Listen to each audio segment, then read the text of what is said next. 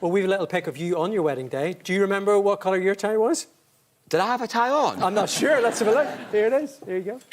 It's it. Look at that. There Yeah. you go. You're lovely, Laura. Amazing. I mean, that is a high tariff wedding, that, isn't it? Irish and Scottish people together. How long did that last? The wedding? Well, it's an Irish wedding, so it went on forever. I went to an Irish wedding last Saturday. It's still happening. Do you know how late?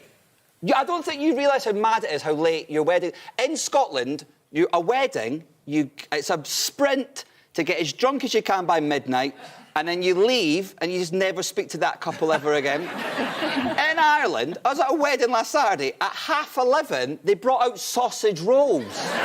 Rightly so. I was like, what are these for? To keep people awake. It was like 1 in the morning. There was like an 80-year-old woman like having a chicken fillet. A proper Irish. I love an old Irish lady. I mean, you love a wedding too, Well, Jar. that's actually the only place I drink now. I don't drink anywhere else other than weddings. And when I was in America giving a kidney to my brother, I don't like to bring it up too much.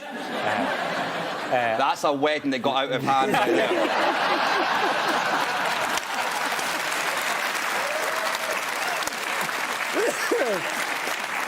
I just found myself in this interview where she was like, so when do you drink? I said, weddings. She's like, how many drinks would you typically have at an Irish wedding? Now, we all know that's an undocumented figure.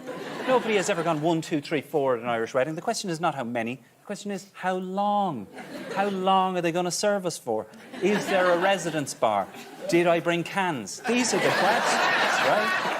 And, like, I know what Ian's talking about because she was like, OK, well, let's break it down. How does it work? By the end of this interview, I was explaining to this woman how residence bars work and why, if the shutters are down this far and you can still get your head through, you can still place that order. I mean, you married to an Australian, so what was that like on a scale of Irish-Scottish weddings? Well, an Irish-Australia wedding is... They're pretty good, but probably better if they're in Ireland than if they're in Australia.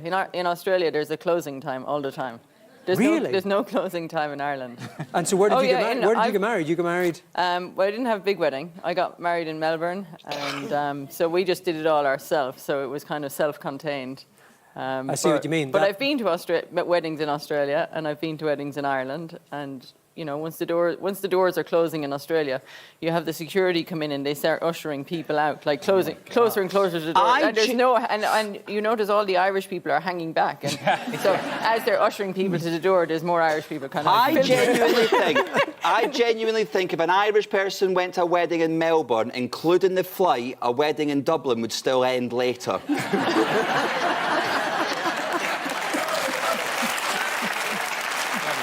It's wild. And the Irish mammies are there in their gilets and their Skechers on RIP.ie.